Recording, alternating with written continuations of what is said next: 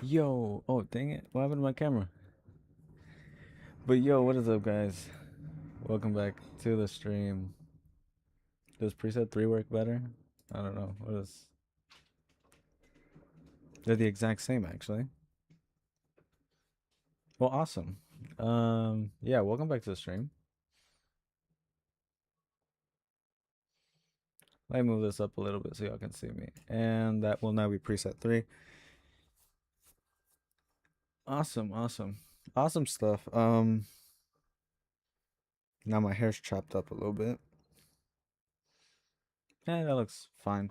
This again isn't like a mirror. It's a screen, so it looks a lot different. And the exposure also, it makes my hair blend. There, see, that looks a lot better. That looks a lot nicer.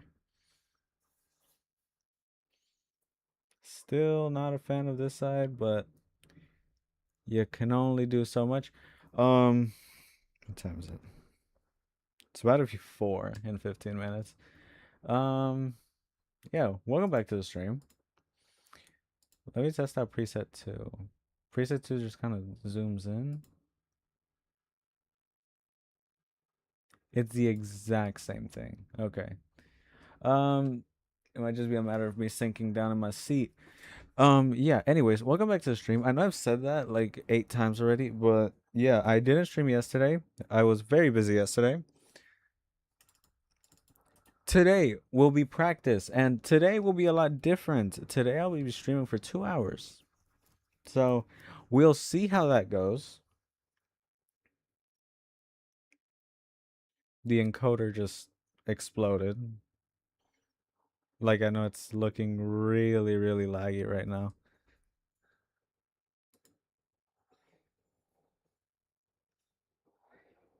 Okay, we're good now, I think.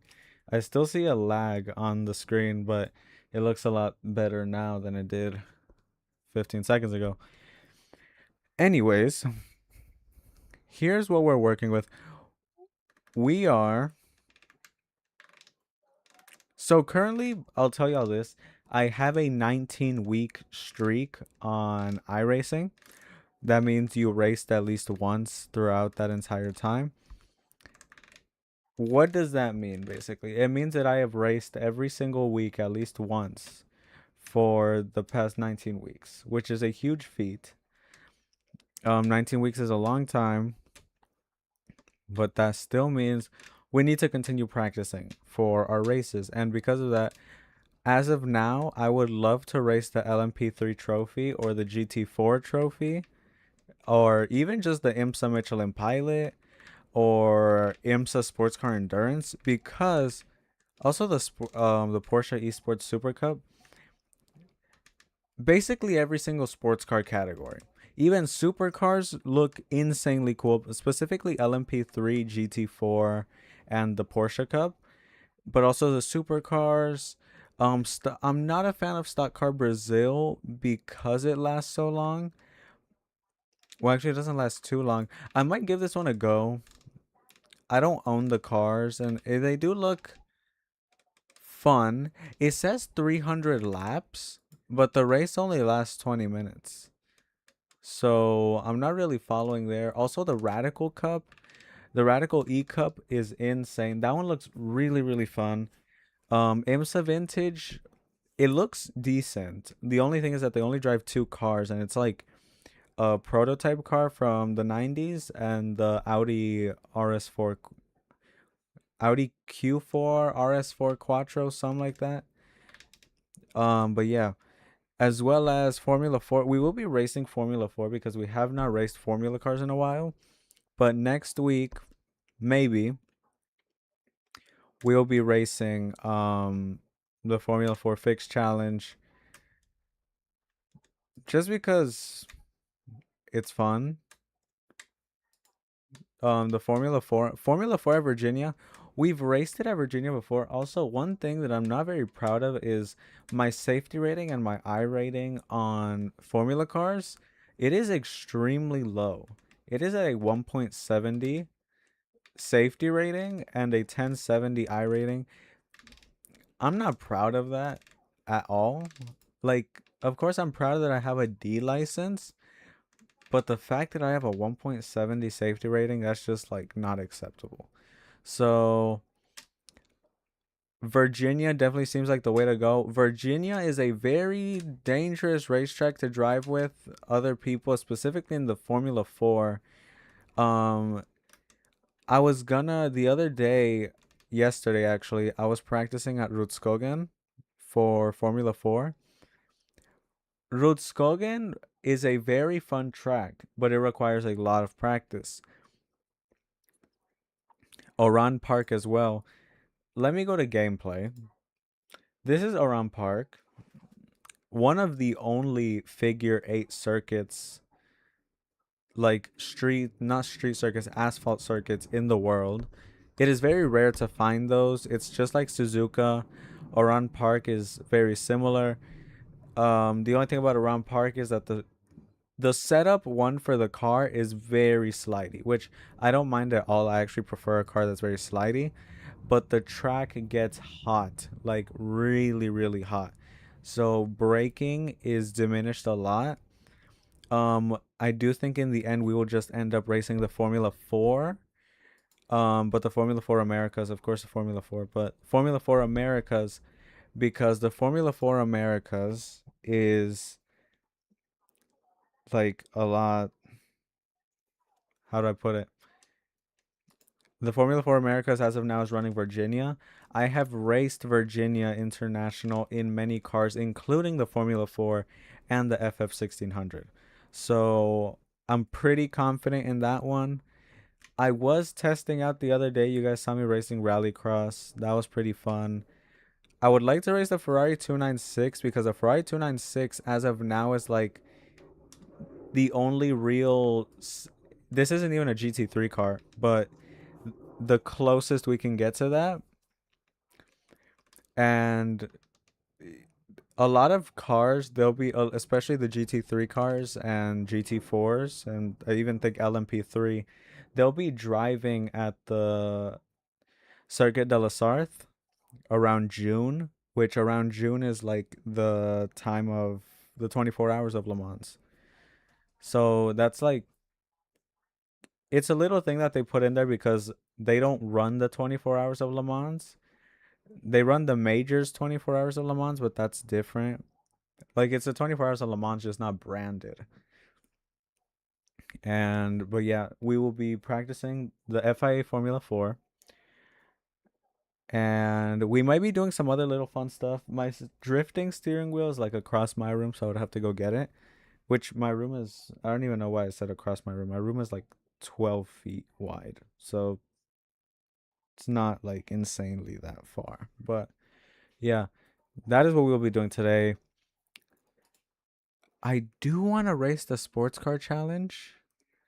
The only thing about the sports car challenge is that it lasts 2 hours. Qualifying is long, practice is long.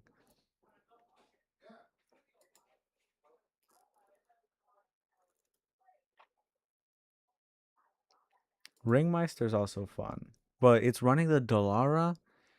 I don't own this car, and driving the Dallara IL05, IL15 around is pretty difficult.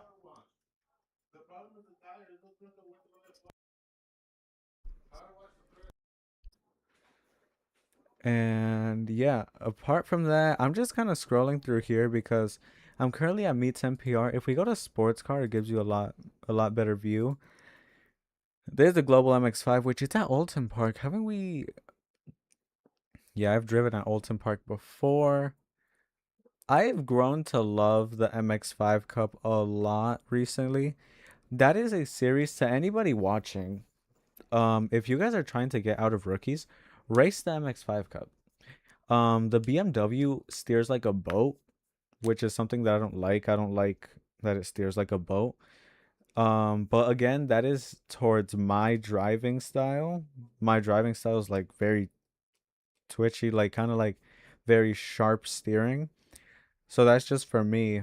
But Porsche Mission R is not bad either, but I don't own that car, nor do I own that racetrack. Here's the BMW. Rainmaster is at Adelaide. I have not once ever driven at Adelaide. This is a street circuit, a newer street circuit, and it's in the rain. Okay, this is something. The GR86 is at Canadian Tire Motorsport Park. This racetrack looks very simple. I know to y'all watching. A lot of times a racetrack will look very simple, like this one. This racetrack is one of the hardest racetracks in the world. I know Suelio Almeida has talked on this one. Canadian Tire Motorsport Park is a different beast. It's nothing like the Nürburgring Nordschleife because the Nürburgring Nordschleife is an insane racetrack, like insanely difficult but insanely fun. Canadian Tire Motorsport Park, the reason why it's so difficult, there's like downhill braking zones while turning, which there's a lot on different racetracks, but that one is they're big. The turns are big, and there's compound corners and there's tire barriers everywhere. So you have a high chance of crashing. Also, I know that the something else like there's not a lot of grip on that racetrack, so that also contributes to it. BMW M Power Challenge is just the BMW M2 CS. It's like the Advanced MX5 Cup, which this one is fun. It's Advanced MX5, minimum class C, so that's not bad at all. Ferrari 296, Fanatec GT3. This is where I'm trying to get to. Okay, which right now my I rating is at 1484, which 1484 is pretty good. That puts us in like top 25% in the world. Fanatec GT3 would, which there's Fanatec GT3 fixed. If y'all go down here, these are still fixed, but they're regional tours. So Asia Pacific, Americas, and the regional tour Europe, as well as IMSA and the LMP2, which would also be really, really fun. And this one also. And I just noticed this one. License affected by participation Formula car. Even though this you need a sports car license for this one, it affects your Formula car license. So even though you join with sports car, it affects this one.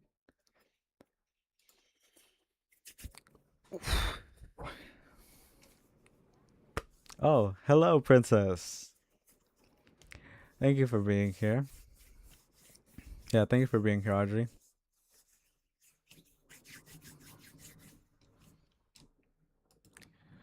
Awesome stuff. My mouse has not been working. Whenever it clicks, it doesn't.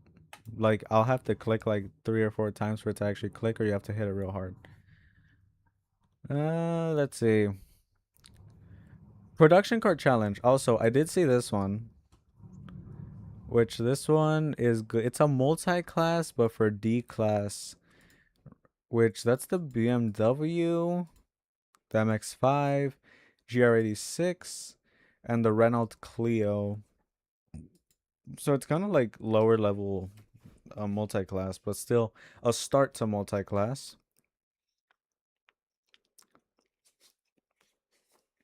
But yeah, these are a lot of the things that we have unlocked with the C class, the supercars. The thing I wish I could show y'all a video or something of the supercars jumping. I'm gonna open it up to just chatting. Okay, my face is not focused. Yeah, it's not gonna focus. It'll focus in a little bit. I don't know. I'm gonna try to find the video because supercars, the thing about them is that I don't know if you guys remember. Um, Probably not because I stream every single day. I mean, I barely remember what day it was. I think it might have been 2 or 3 weeks ago when we were still trying to get him the C license for the 24 hours of the Nürburgring. Whenever I was racing at, it was at Virginia actually. No, not Virginia.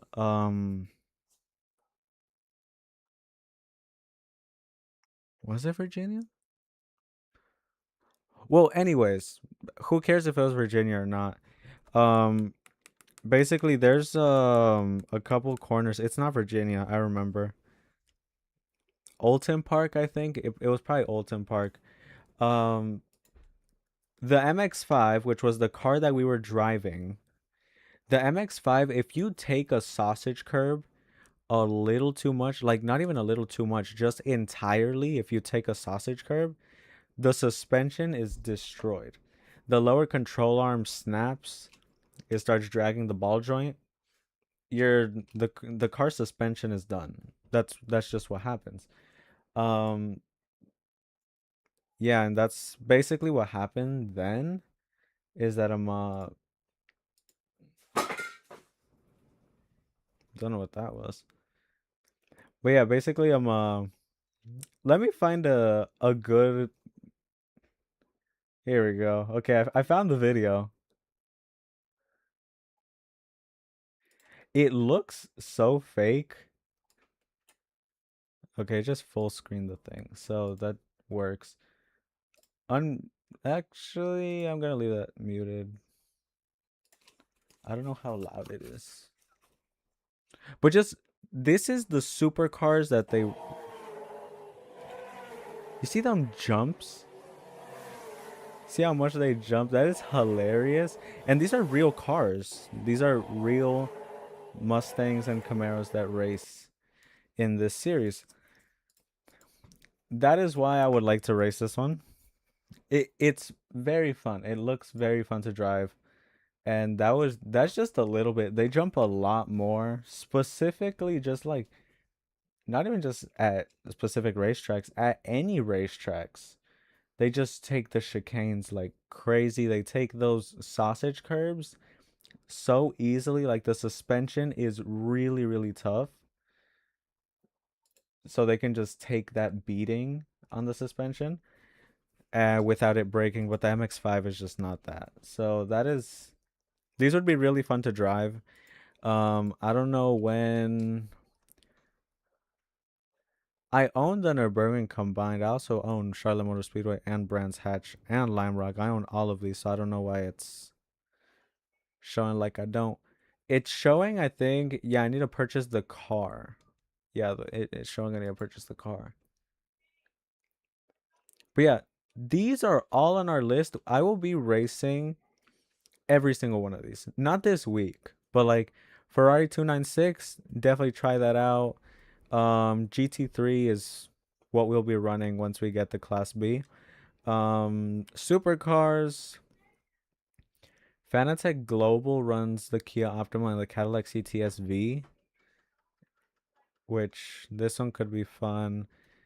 Falcon Sports Car, GT3s, prototypes. These are insanely cool. See, it is. That is an Aston Martin Vantage. It's a GT3 or a GT2? Well, yeah, I know I don't own it. GT1. Yeah, GT1 used to be GT3. That is GT1 used to be GT3 and then it turned into GT2, which was this one, and as of now it's GT3.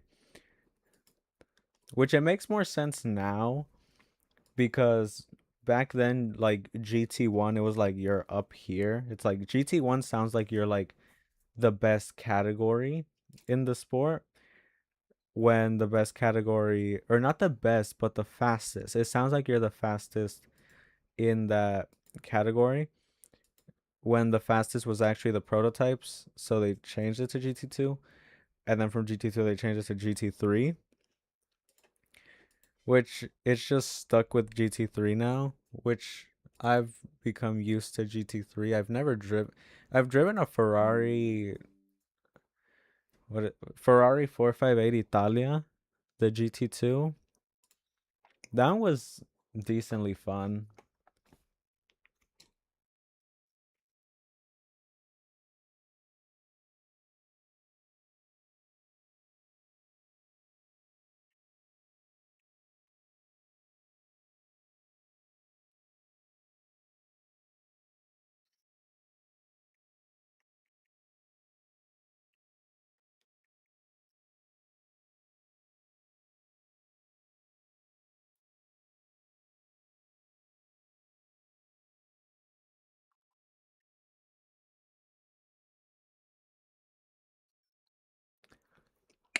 He's gotta wait for this thing to load.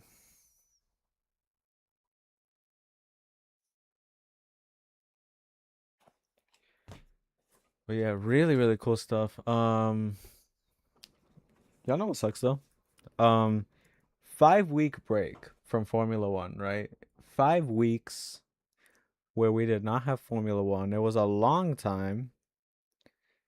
And then the Miami Grand Prix comes around. It was a pretty good race. One of my favorite drivers, as y'all know, my favorite drivers are Max Verstappen and Kimi Antonelli, as well as Checo Perez. Kimi Antonelli is in the title lead by 20 points, which is a very good amount. He has won every single race. How many races? It's round 7, I think. But round 7 because they missed 2. He's won 3 races in a row. So that is insanely good. He's one of only 22 drivers in Formula One history to ever achieve that accomplishment. To which he's one of 22 drivers to ever accomplish that. 20 of those 22 excuse me. 20 of those 22 drivers went on to become world champions. Most of them to become multiple time world champions. And he is also one of only 3 drivers to ever, like, their first win was followed by 3. So like their first 3 poles were turned into 3 wins. The other 2 drivers to accompany him on that accomplishment is Ayrton Senna and Michael Schumacher, 2 of considerably the best drivers Formula One has ever seen. And that is just insane because I noticed since he had his first like race weekend in 2024, I think, whenever he crashed the car at Monza. That was 2024, I think. And then 2025 he had his first full season with Mercedes. Now 2026 it's his second season. I noticed since 2025 like he had potential. I mean, 3 podiums in your rookie year and like in the title lead by the start of the second year, that is a really big accomplishment. So congratulations to Kimi on that one. But it definitely sucked to see Red Bull kind of like, because Red Bull had the pace. Like that they qualified second.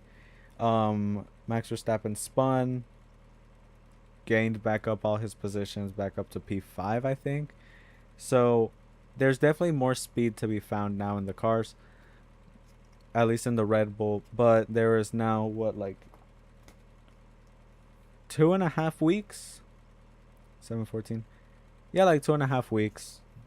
There's two, yeah, 2.5 weeks till practice. So we'll see what Red Bull, if Red Bull can do anything to the car within that time to see if they can at least upgrade it a slight bit more.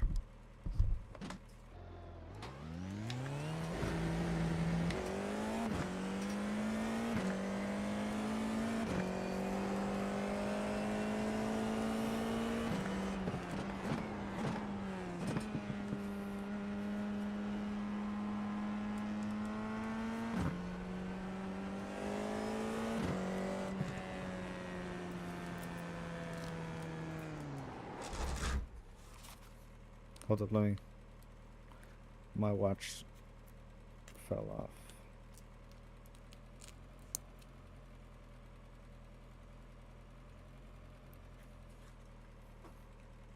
Okay, that feels better. The watch was like not letting my hand turn all the way or bend all the way.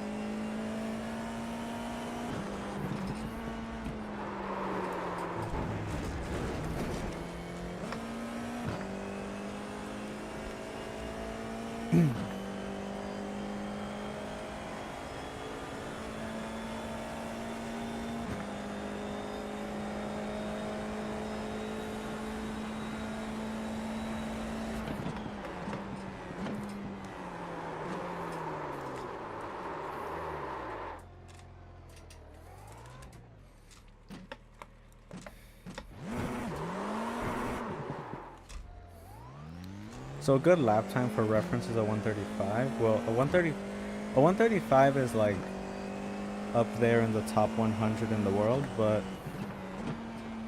that's a good lap basically. So a good lap for our license would probably be like a 136. So that's what I'm aiming for. Yesterday I was setting 130, 139s and 138s. So we're still around 3 seconds off. And I can definitely see where the time is being lost, especially in that last sector and through this corner right here.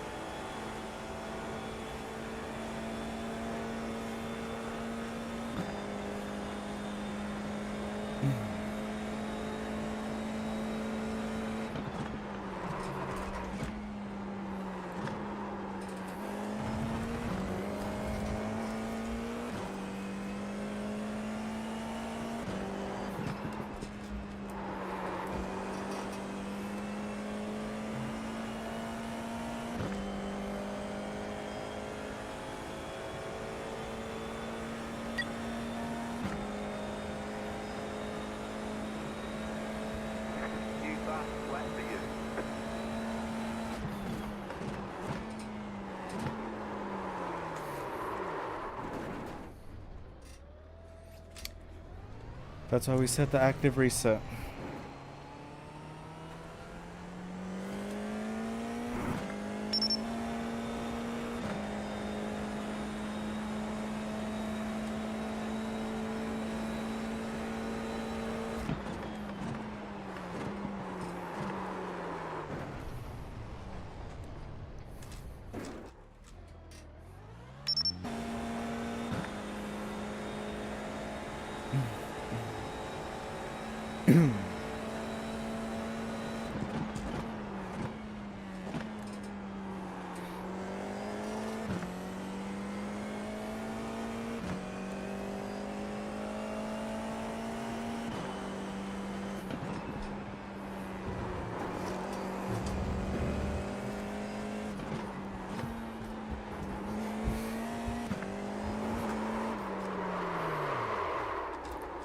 Not flat out through that corner.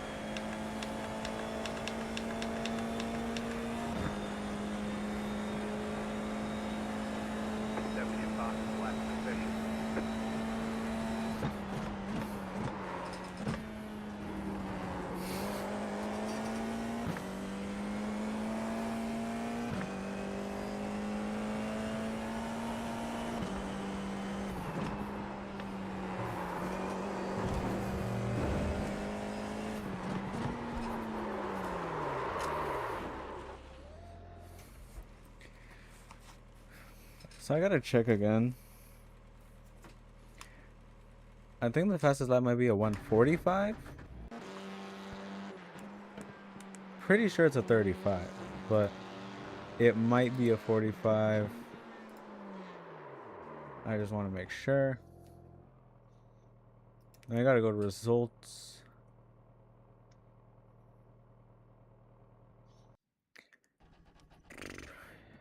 Oh, it is a 45. Okay.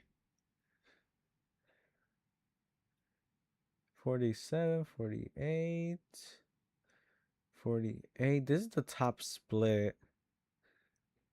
Huh. I didn't know you could spell Xavier like that. So it appears to be a 47 actually. I'm seeing fastest laps. Oh, I saw 46. Where'd that 46 go? Let's say the fastest lap is a 46. That is still... We're running 53 right now, which is not bad. The track Virginia in itself is not extremely difficult. If you guys look, I mean, it's like, this is the start. If anything, I'd say this corner here, followed by... So you brake here really hard, and then you go here, you turn. What's over there? Believe that one's... right here, it's flat out. And then through here...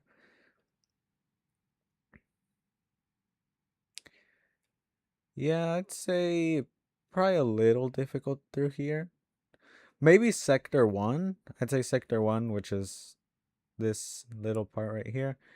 And the last sector, so like this, the first part of the last sector.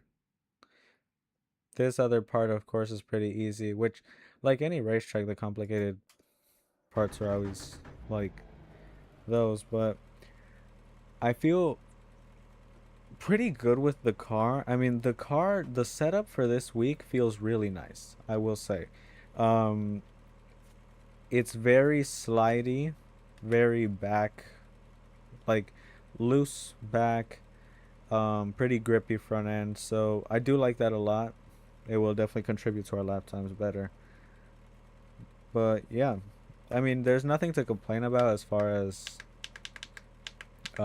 track temp. Sometimes the track can get really hot, but I mean, it doesn't. It's 70. I'd imagine the track is like at 90 degrees, so we're still pretty good.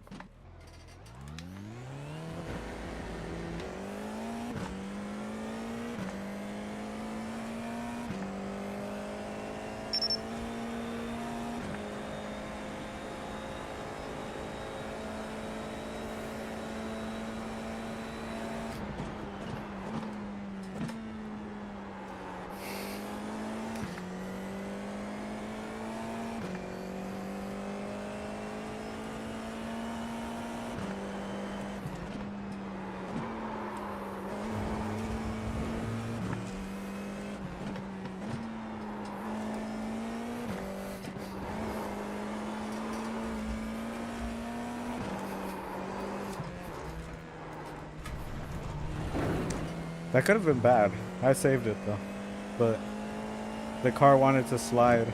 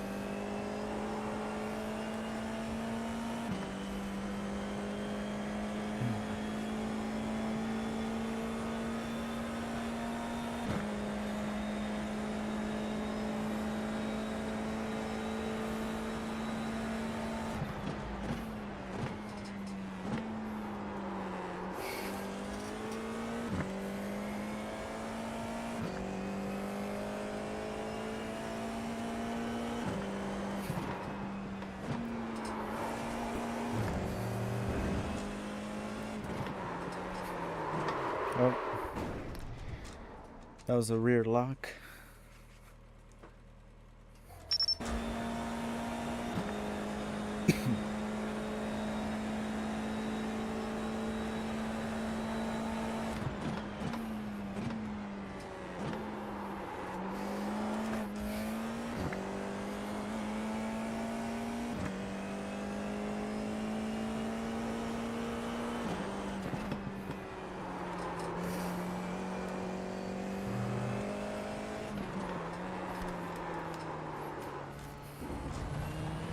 Another rear lock, but not as aggressive as the other one.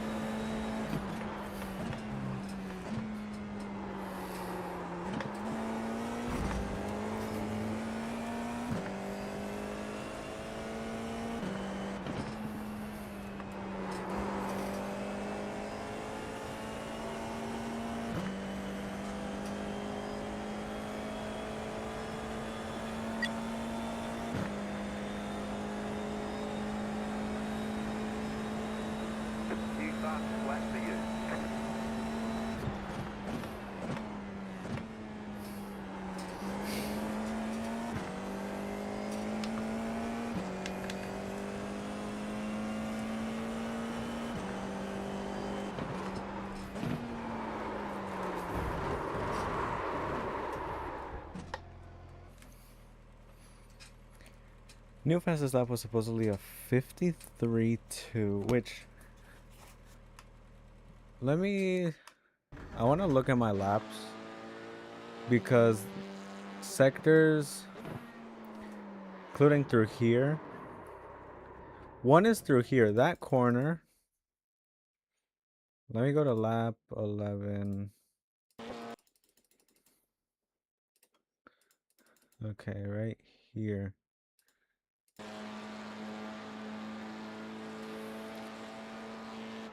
Right here, I'm pretty good. I think a little slide through there, which probably scrubbed off some speed, but nothing major to change through there. Again, still the car is sliding, but it's normal in these cars. I see why it was a 53, that's what I'm saying. Like, there's a lot of sliding, especially through that first sector. Is it raining? Oh shoot, it's raining. I didn't even know.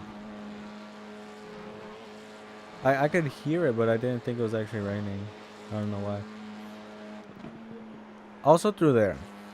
What do I want to change through there? Not there, I went too far back. These corners are absolutely fine. Through here, what is difficult about this corner is that the car goes into understeer because I believe it's going downhill very slightly, but it's going downhill. And I'm trying to, like, I press on the brakes very momentarily, which that one was a good exit.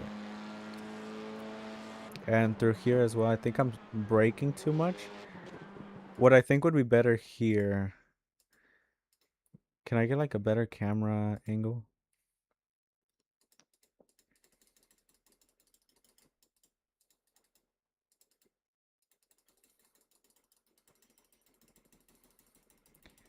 Out, out, out. I just want to show you guys basically what I'm seeing through here.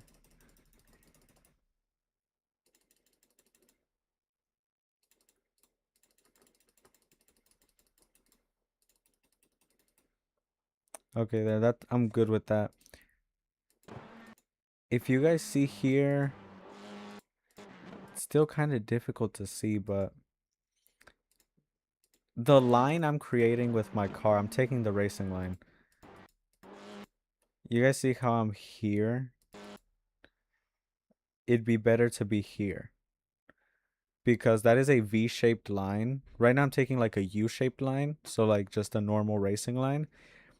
What would be better is an aggressive double apex because with a double apex, instead of me being here where I am, I would be going that way. So I'd be right here. One is that I bring in more speed. Another benefit to that is that when I get a, which you guys can already see it. I mean, the racing line, like most people take the double apex there. I get to accelerate a lot earlier through here instead of having to brake here for that corner and kind of spinning. If you guys see right there, I kind of slide, kind of go out. I even go off track for a little bit. Instead of having all that, I can just reside normally. Just take that double apex. The double apex is a lot more aggressive, which is, I like that more aggressive style of driving. So that would be, that's what we're gonna try to do.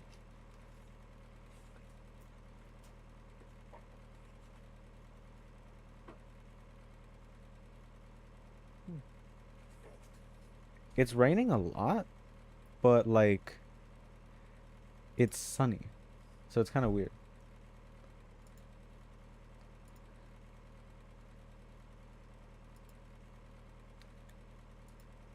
It's been raining on and off today.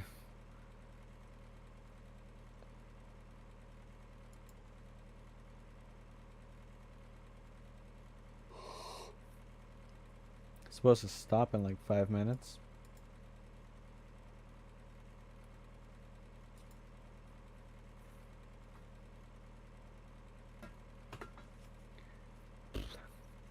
But I feel like we're in a good position.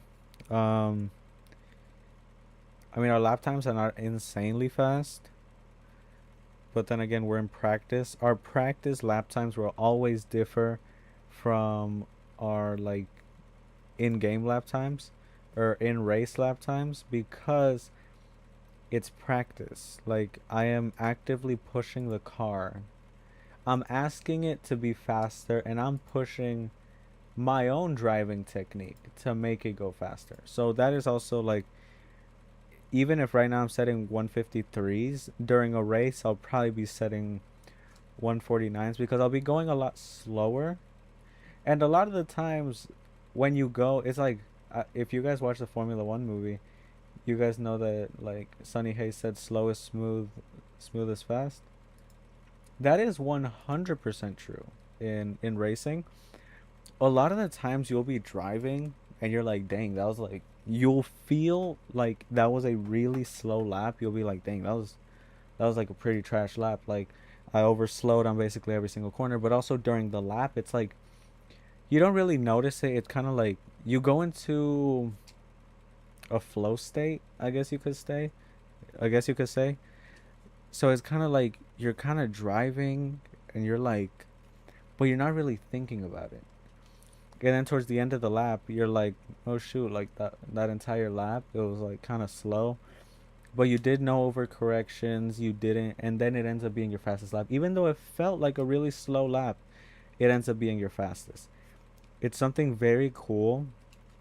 Hard to explain to anybody who hasn't driven any car in general, not just in the simulator, but any car in general.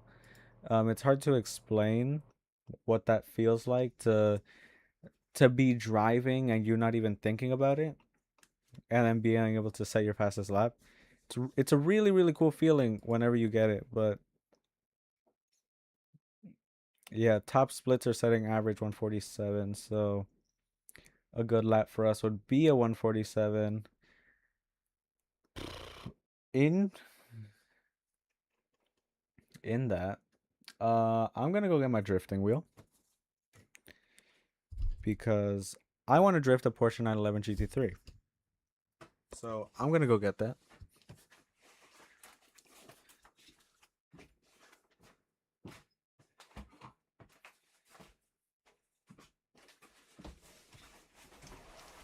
All right, I got it.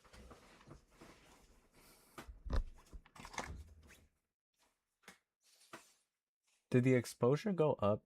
Why do I look? I look white again. No, it's gotta settle. There we go. Okay.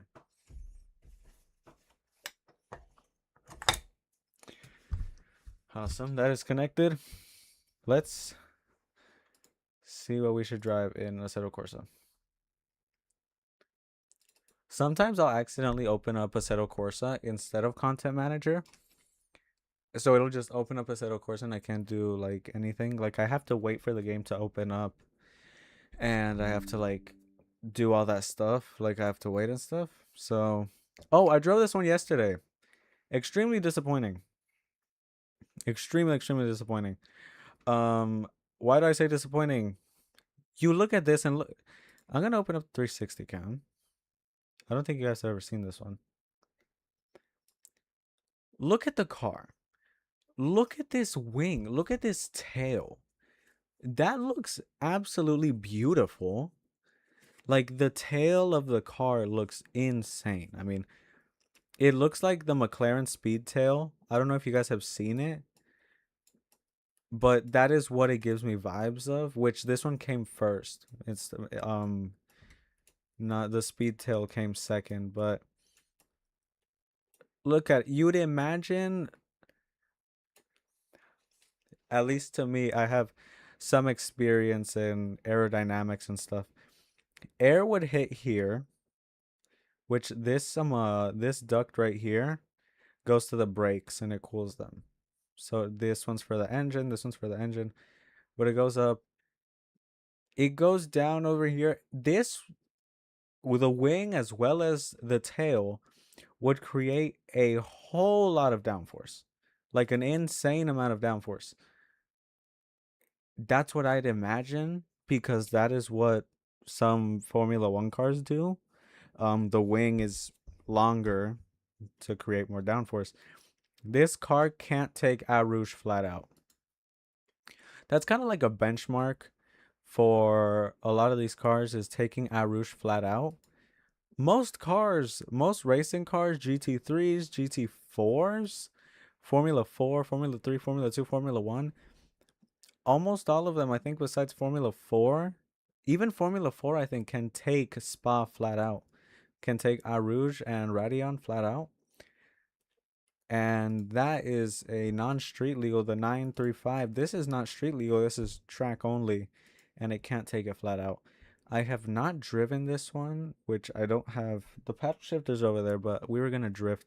I'm only going to drift for a little bit, just like as a little break from doing that stuff. I do want to still do the GT3 RS drifting one, but I want to do it with a different camera angle because I do think that'll help a lot.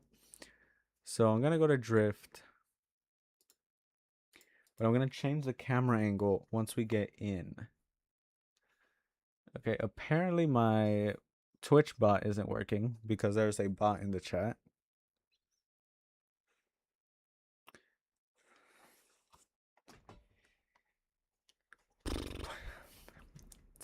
It's a real goofy emblem, but I really like the car. See, the livery is fun. Okay, that was the wrong pedal. Here we go. That's fine. It's so weird seeing a car like this because I used to always drive with chase cam, and now I only drive with the cockpit cam, so it looks weird driving it from the back.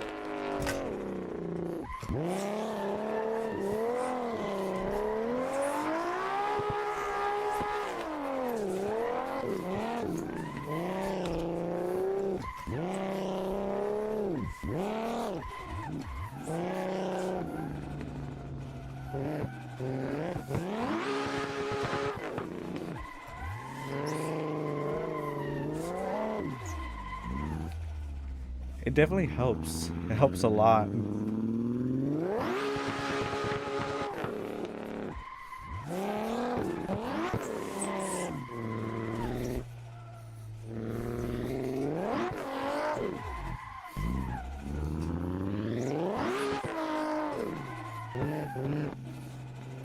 Second gear, I think, is better.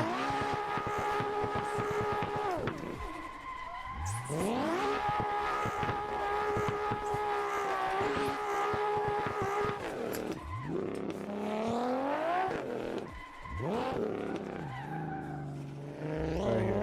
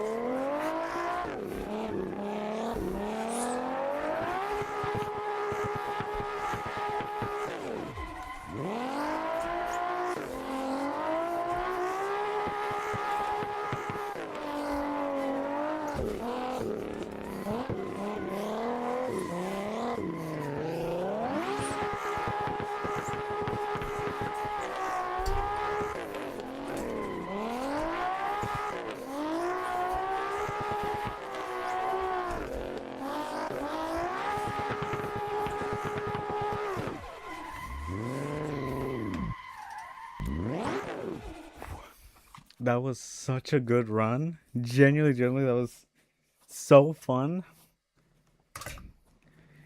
That was really fun. Once you get the feel for the car, it is so easy to stay in that drift. That was really, really fun. Imola, no. Let's try it. Oh, Highlands Drift. I didn't even know there was a Highlands, like, drift track. Because I know it's a street circuit. Also, for some reason, this car is always low on fuel. But ain't no thing, because I can just add more fuel. Right here in garage, fuel. Let's go 18. No longer low on gas.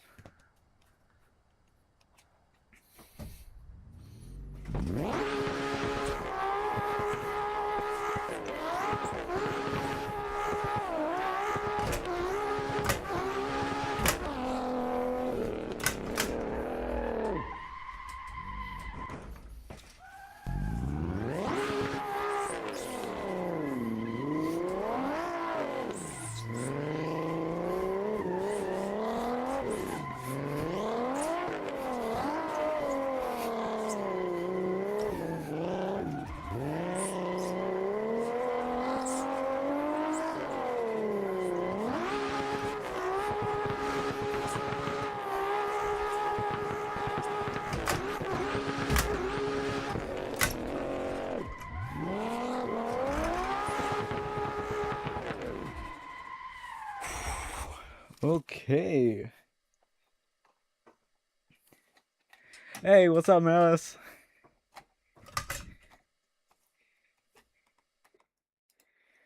What is going on, Melis? Oh, awesome. That car is insanely fun to drive. This GT3 RS drifting, it is insanely fun. And let me show y'all this livery because I can't seem to get y'all. Like, look at this. It just like, it's a GT3 RS, which is made for drifting, which is even more crazy. But Very, very cool stuff. I will go back to that track because it has potential. Just like how we were drifting the other track, I will continue driving this one.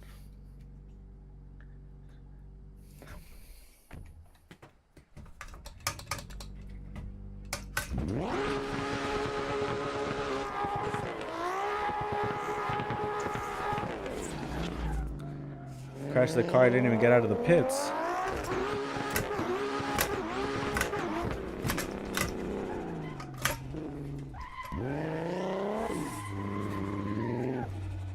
Put into third gear.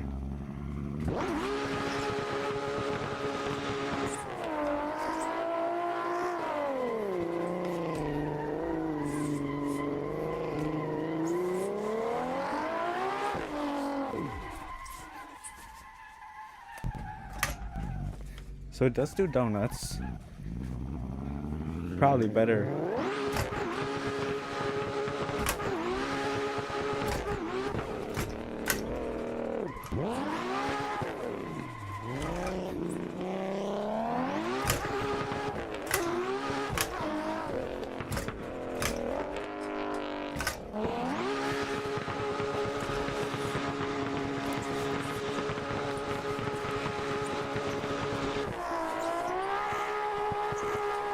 Ooh, that's clean.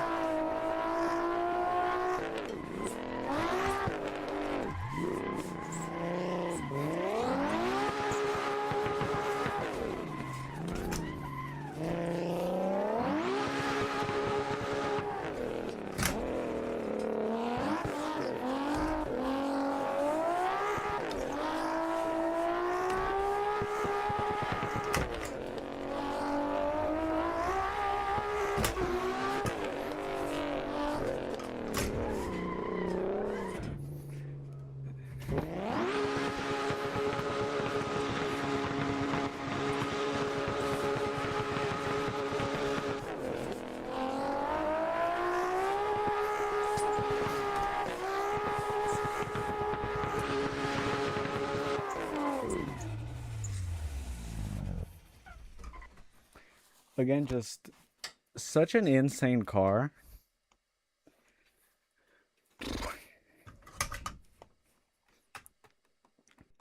Which in this car, I really don't go past third gear. I mean, it's kind of hard to take it past. Not hard because like the gear shifters right here. Hard as in like third gear is already an insanely long drift. You know, it'd probably be good at rally if I knew how to drive rally, but I know absolutely nothing about rally driving. We're gonna drive it at Suzuka because Suzuka is insanely good for drifting. I don't know if it's at night though, because the whole thing looks at night, but Suzuka's my favorite track, as well as the Nürburgring Nordschleife. Oh, look how the brakes are glowing. This actually does happen on race cars. Whenever they brake, the brakes start glowing. I don't know why it's happening on a drift car, because I haven't been driving it. My wheels are turned to the max.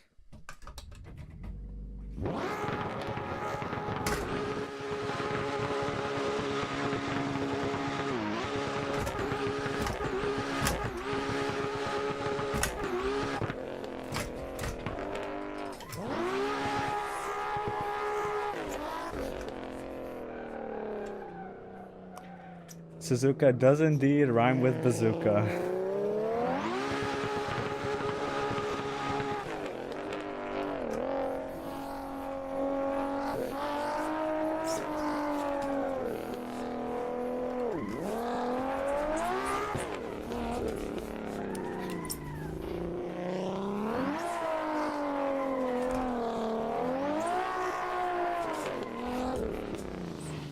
In the grass, or in the sand.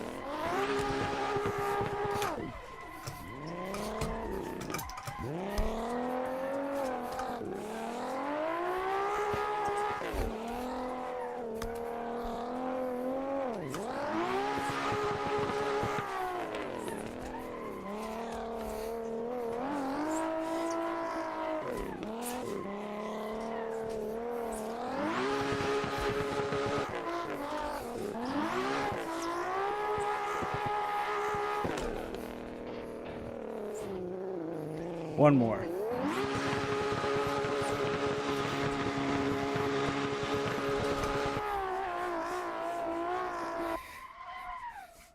Really fun car.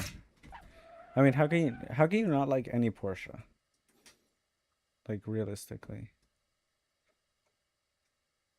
Oh shoot, I ran out of gas. Oh shoot. Y'all see a little symbol up here? No gas? Oh, gas prices these days. No, I don't know. Really fun car though. Really, really fun car. Definitely, it's just like such a fun drift car. Like, also just like, so I don't gotta put gas, but whenever I start the lap, I choose how much gas to put in. So it's like if I want to run 10 gallons, I'll run 10 gallons, or I can run 18 gallons. It's just also depending on like the if I'm going for a fast lap or not, because fast laps you want ideally a really low, like you want really low gas. So you usually won't put in that much gas if you're going for a fast lap.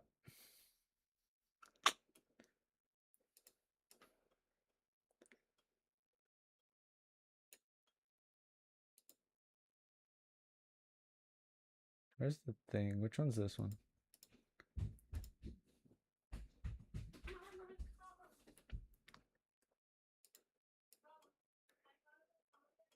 There we go. All right, that works. Video capture. All right, we're good. And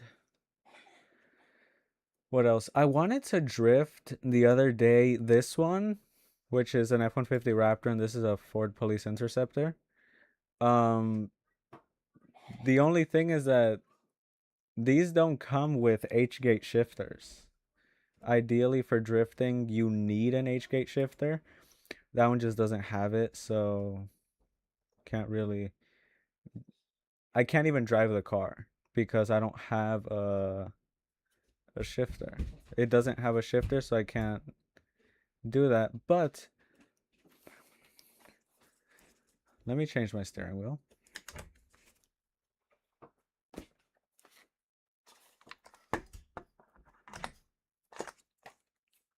It's the wrong side.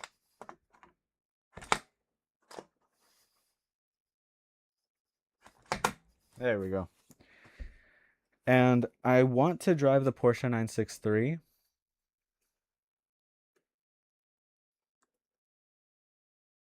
The Porsche 963, which is this one. No, this one. There's a prototype car, LMDH. It races in the hypercar.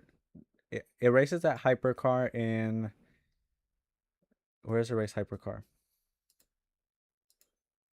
Hypercar in World Endurance and GTD in IMSA. Also, give me spot. The Porsche 963, we'll drive it after, but for now, that's Ayrton Senna's car, which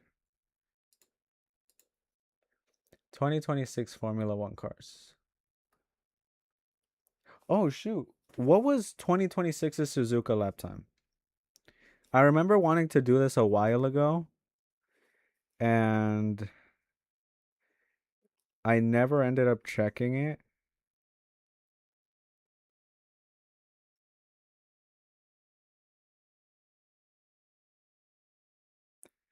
$28.7. A 128.7 is what will be. This is a 2026 Formula One car, which I don't want to use that one. I want to use the Cadillac because the Cadillac is like the real one. Here we go. You can't really see it, but that is it. I want to see if I can set at least a 31 or somewhere in the 30s because this is a Cadillac Formula One car, 2026 Formula One car, which again, it's not going to be one-to-one replica. It's kind of hard to get it like that. You guys saw how much steering just spun? It is going to abruptly kick that way.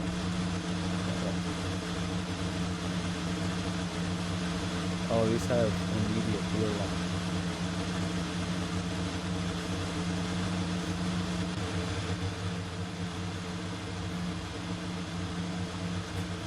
But yeah, like I said, a 128 is the lap that Kimi Antonelli set. So that is an insanely high benchmark. If I can get anywhere within 5 seconds of that, I will be happy.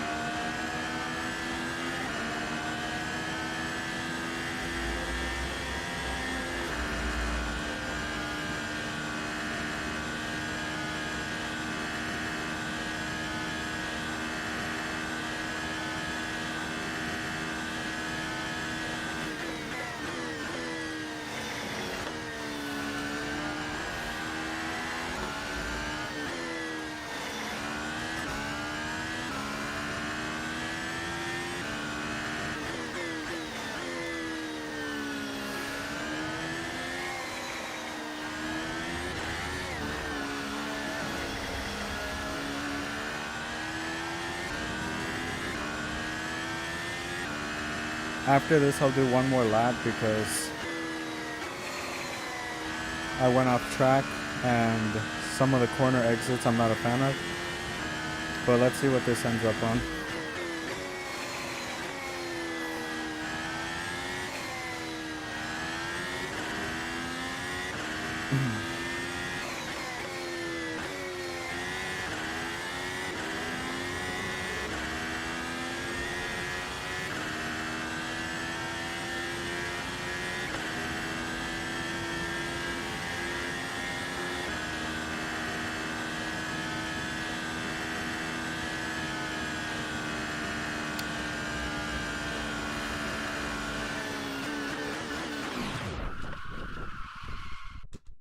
You know what I just realized? I'm driving at Spa. I looked up the lap times for Suzuka. So yeah, that is my bad. Oh, okay. That's something. I looked up the lap times for Suzuka and I ended up driving Spa. Formula One hasn't even driven at Spa yet. So that is something in itself. But yeah, I'm gonna continue to drive the Formula 4 at Virginia International.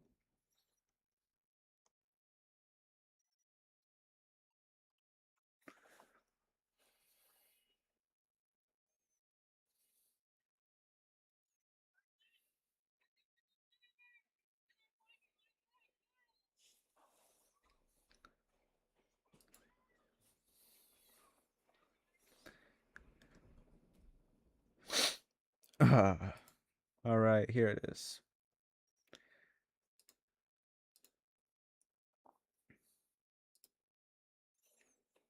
Virginia International is not like a super difficult race. That's the racetrack. It's not too difficult. The difficult sectors are the final one, the start of the final sector, and the start of the first sector. Then sector 2 and 3. This is like sector 4.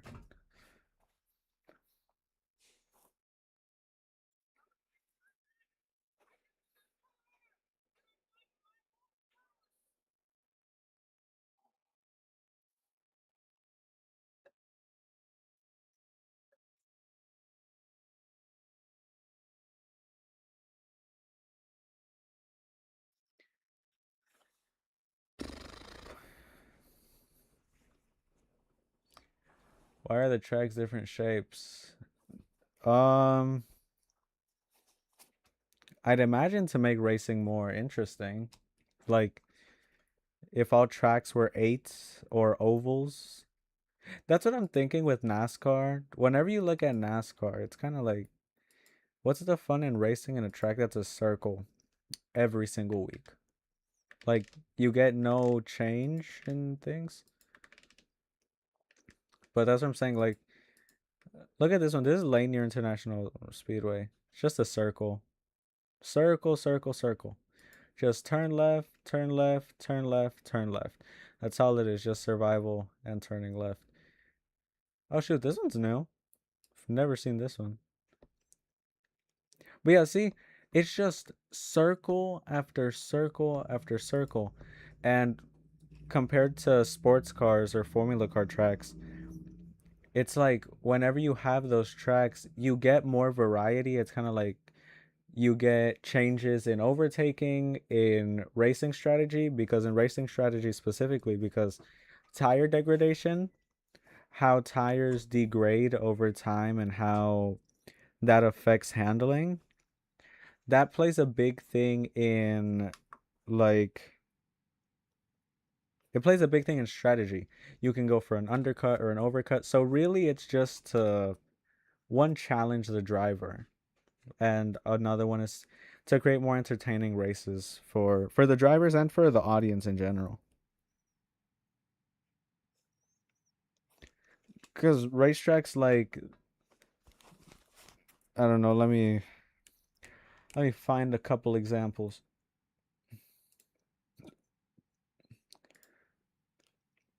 The Nürburgring. The one that I raced at for 24 hours on Saturday. That is considerably one of the most it's the hardest racetrack in the world. 170 corners, 17 miles, and 300 meters of elevation change, which to some like see, look at this. This is the racetrack. Um this right here, I wish I could zoom in, but this little section here, it's called Flupalds. You gain flight. Your car gains flight there, and at Plafensgarten, I believe it's called. I think it's this one or this one. I'm not 100% sure, but you gain flight on multiple corners here. But it's just like to create excitement because the racetracks are fun and some racetracks are very difficult, like Baku or Jeddah. Those are very difficult racetracks, but they're very fun to drive for us as drivers and for the audience to watch us driving. So that's just why. And also, they have to get approved. whenever they design a racetrack, you don't just like design it and get it done. You have to get it approved by safety personnel and like all those people to make sure it's safe to drive on.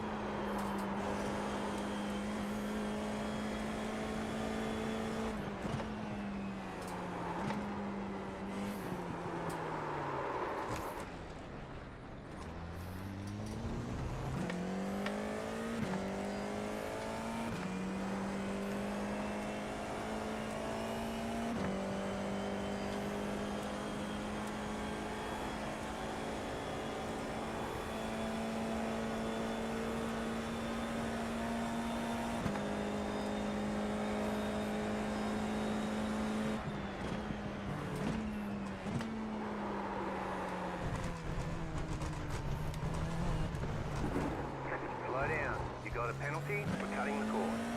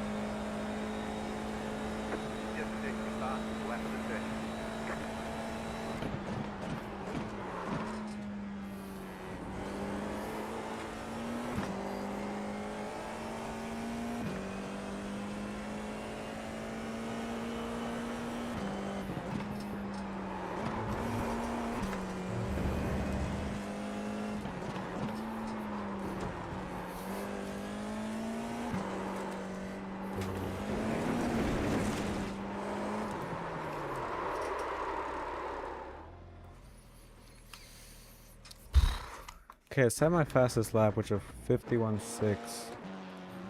It's a 151.6, which is not bad. Fastest lap is a 147.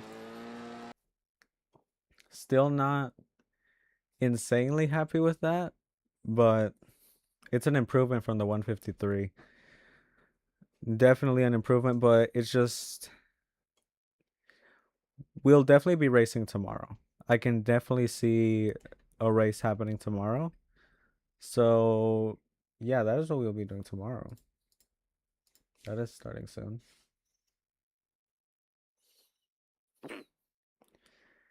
Let's see. I think I'm just gonna keep. I just thought of something. Do F1 cars have airbags? They do not have airbags. Um, in a steering wheel like this, it's kind of hard to fit an airbag because they're that thin and you have paddle shifters. Also to save weight. But although you do not have airbags, you have the Hans device, which the Hans device is the head and neck shoulders. Your helmet goes on and the Hans device goes here. The Hans device has an anchor that anchors onto the back of your seat so your head doesn't launch forward when you crash. When you crash, your head stays here. The seats enclose your head like this, so you really only have that much space. And you have a 5-point harness, so it's like a seatbelt, but it goes over and over here on your waist and then through the middle of your legs. So it's a 5-point harness. You're seated in. The seats are molded to you, so the seat is you.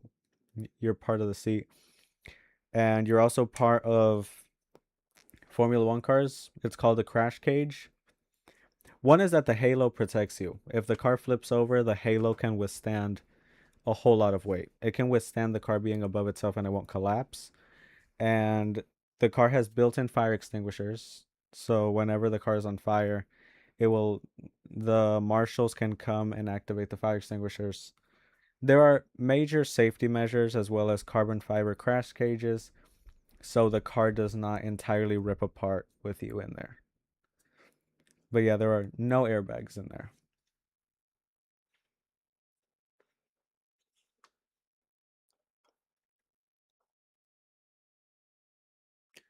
Very interesting.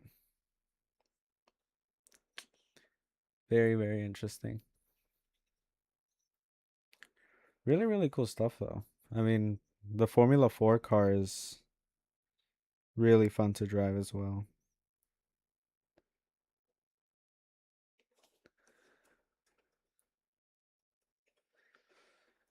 The Legends Cup. I w- so I loved racing the Formula 4 at Laguna Seca. The Formula 4 at Laguna Seca was insanely fun. There's Laguna Seca. But there's a Legends car, an oval Legends car. The thing about these oval cars, especially these older ones, is that they use a clutch. Not that I'm against using a clutch or anything, because I use a clutch. I have 3 pedals and I use it for drifting. It's just the fact that I have to activate the clutch on my steering wheel whenever I want to upshift. And the thing about that is that when you're driving on an oval side by side with somebody, it's kind of hard to race closely by using the clutch, because with the clutch you have to let go of the accelerator, boom, and then you got to keep going. It's kind of annoying. I tried to drive an oval car the other day and I just don't like it. I don't like oval racing or oval cars in general. So yeah, there's an Nürburgring Endurance Championship, which is 6, 12, 18, 24, last 4 hours.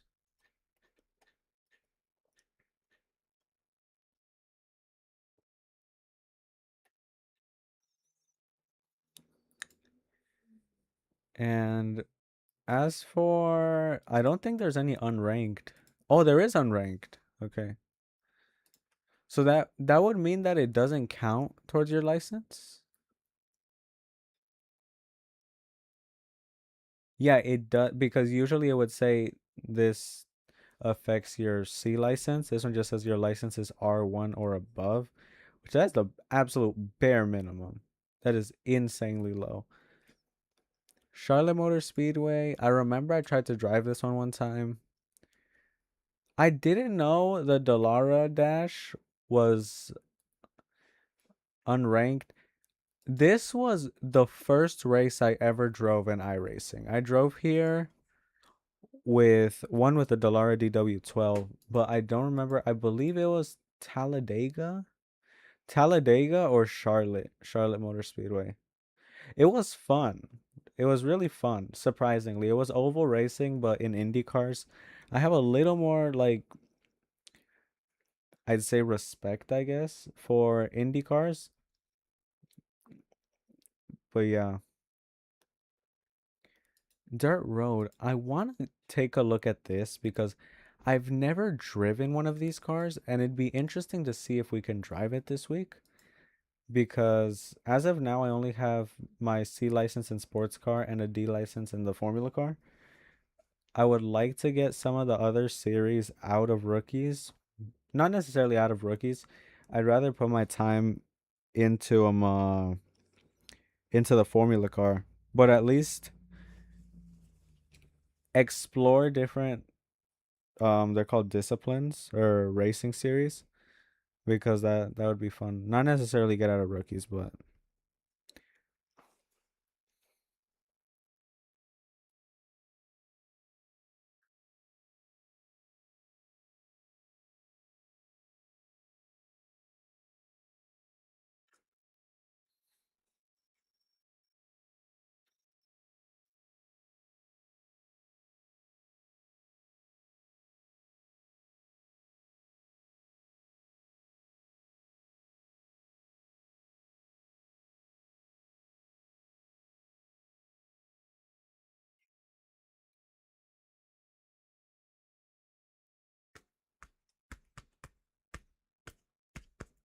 it's almost done loading. It always takes a good minute to load. Ugh. Okay, that's a racetrack. It's a very interesting racetrack. I've never driven on one of these, so I've only driven rallycross to be honest, and this is insanely different. Oh, y'all, the suspension is so soft.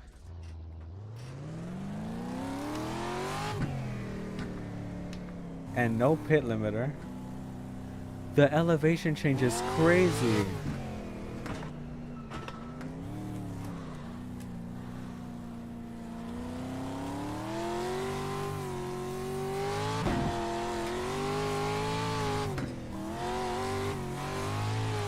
There's jumps.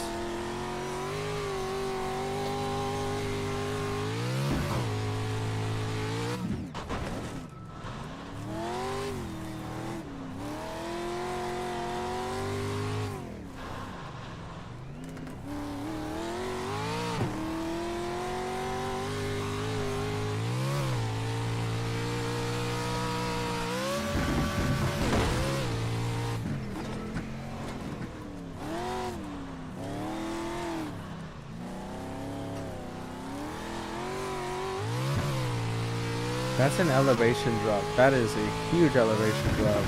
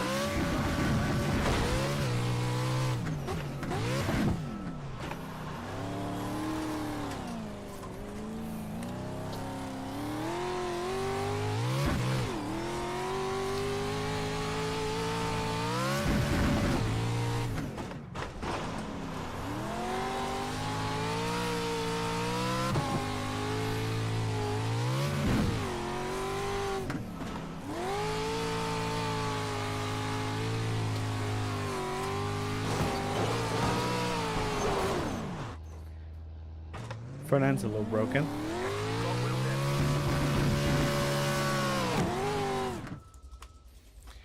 We got damage on the front end. This reminds me of when I first started racing in iRacing. It was like a lot of this chaotic, like chaotic practice and chaotic just driving, but look at these drifts I was hitting. I mean, look at this.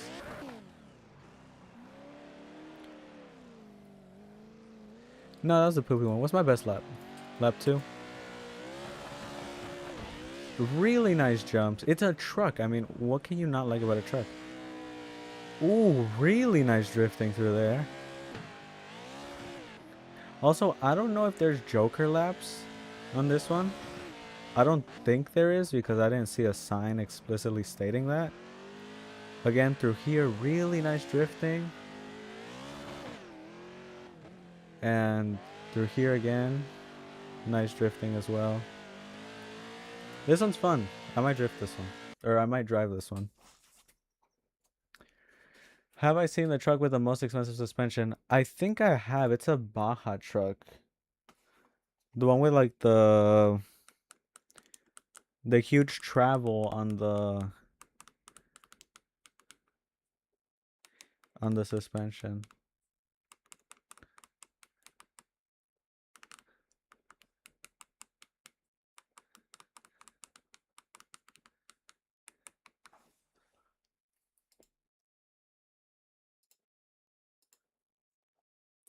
Yeah, because I have heard of that one. It's like a Baja truck.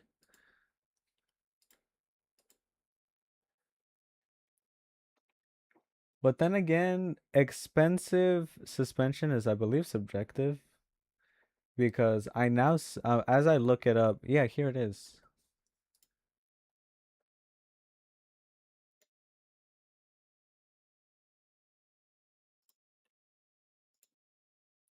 Trophy truck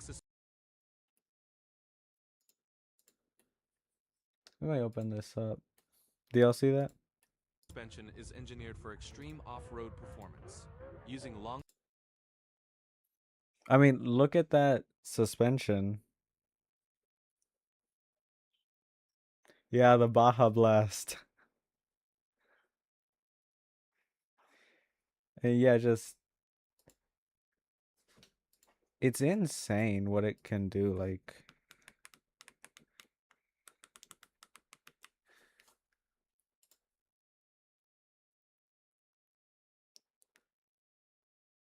here we go. Just insane stuff. What amazes me about this, I would love to one day drive the Baja 1000. This is not the Baja 1000. Actually, this is the Baja 1000. Yeah, the Baja 1000 is a 1,000-kilometer race in Baja California in Mexico. It's a rally race. But I would love to race like one of those races like El Camino del Inca over there in Peru that runs through the cities, or like the Baja 1000. Those seem insanely fun to drive.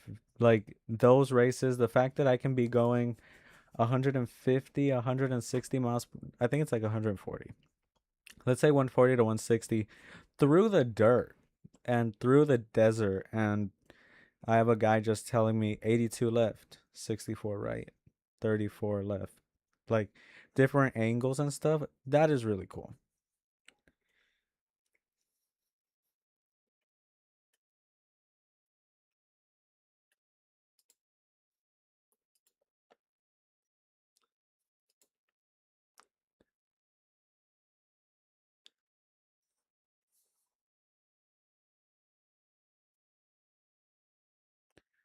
Will it bounce back if you drive it off a cliff?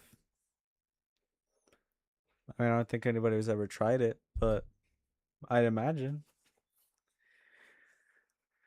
No, I don't think so though. It'd be like if it were to, maybe if the cliff was like 3 feet, like the cliff is like this tall, then boing, come back up. But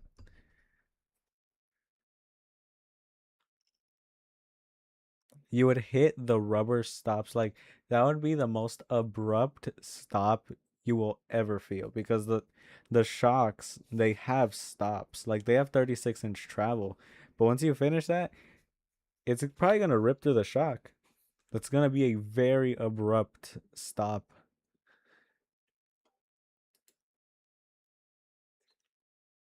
Hmm. You know what I haven't raced in a while? I haven't raced the FF1600, which the FF1600 is a car that I have not driven since I got my D license. As soon as I got my D license, I went over to drive Formula 4. The thing about these cars is that they're so fragile and nimble, and the people that drive in them, especially with my safety rating and I rating right now, the people that drive in these races are it's pretty bad. It's pretty bad. But these races run every half hour instead of every hour. So I can race this one a lot more than if I were to race per se, like, and and then once you get up to like these, where even am I? Is this meets NPR? Oh, I put all series.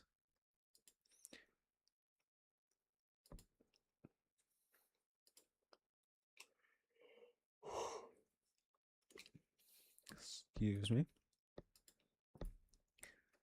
Um, let's see.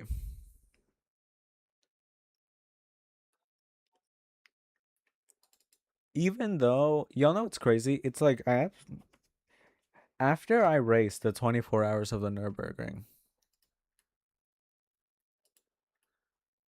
after I raced 24 hours doing, yeah, just driving the hardest racetrack in the world. The crazy thing is that I still wanted to drive afterwards. It's like I don't, because I thought whenever I started the race at 7 in the morning, I was like, I'm probably gonna be really tired once I finish driving because it's such like it's one of those things to where I don't know, but it's like you do the same thing over and over and over and over again. You're bound to get tired of it. And that's what I thought whenever I like joined the 24 hours of the Nordschleife, where I'm like, after this, I'm probably not going to be driving for like a week. Not a week. I thought like a day. But the crazy thing is that even though I did that race 24 hours, I still wanted to drive afterwards. And that's like the passion that I have for racing. It's like, even though I raced for 24 hours, I still wanted to drive afterwards. And I just like, I love racing and stuff.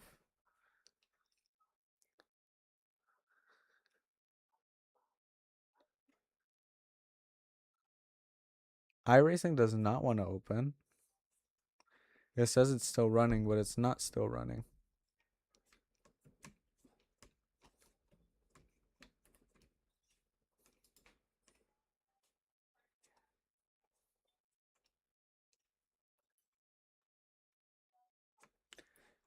Does it work now? I'm gonna open Steam, but let me go over here just chatting. It still shows it as stopping, which is weird because it don't do that. I don't know, I just don't think it wants to. I don't know if you guys remember when we played Rensport that one time and it was absolute trash. The thing about Rensport is that I tried to play it one time for, is it possible to eat while driving an F1 car? I mean, you can try, but you have a helmet on. It's kind of hard to eat through a helmet because it covers here. Really, all you can see is your eyes in a helmet. And also, Formula One steering wheels have over 100 buttons that you have to continually press and press and press throughout the entirety of the race. So I'd imagine no, but y'all can try. And we have a viewer on Twitch. Hello, 00 Alaya on Twitch. I know 00 Alaya watches our streams every now and then. She doesn't follow me though. I'd imagine. Like I don't have that on Twitch, but very very fun stuff. I wanted to drive another lap at the Nordschleifer just to show you guys the sections where the car gains flight. Those are very fun sections, some of my favorite sections. But iRacing does not want to work. And yeah, one is iRacing just doesn't want to work. It says it's still stopping. So I'm just gonna leave it at that. But make sure you guys come back tomorrow. Tomorrow we'll be racing the Formula 4 at Virginia. For the first time in a while, I will be racing the Formula 4. And it's gonna be fun. So make sure y'all are here. But it's been really fun. We drifted a lot. I drove a lot. Oh, also, an insane thing. I calculated how many laps I drove, or I saw how many laps my team drove, which the reason that the Nürburgring 24 hours was so difficult for us, we had two drivers driving the most difficult racetrack in the world for 24 hours. That's what made it somewhat difficult. In total, I don't remember exactly how many laps, but it was around 150. 150 laps. Something like that. But in total, in the 12 hours that I drove 925 miles. And the other driver drove 900, which that is a very, very rough estimate. It is most likely more or less. More or less, maybe by like 20 miles. So like one lap. But that is the estimate around there. So 925 miles. That's like what? The distance from here to... I don't know what a benchmark would be for 1,000 miles, but I know most of Europe is relatively close. So how wide is Texas? How tall is Texas in miles? It is most likely like 3,000 miles.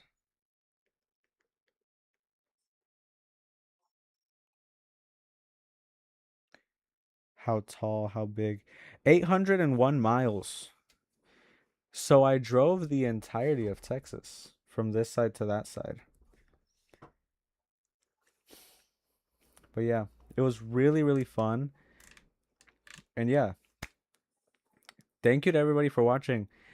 Thank you to Mewis for coming into the stream and watching. Thank you to Audrey for coming into the stream and watching. Um, Thank you to everybody for watching. I think at peak we had 6 viewers. So yeah, I will see you guys tomorrow. We'll be racing the Formula 4 at Virginia. So make sure y'all are here for that. It will be my first time racing the Formula 4 again after like a month and a half of training for the Nürburgring 24 hours. So I will see you guys tomorrow. Peace.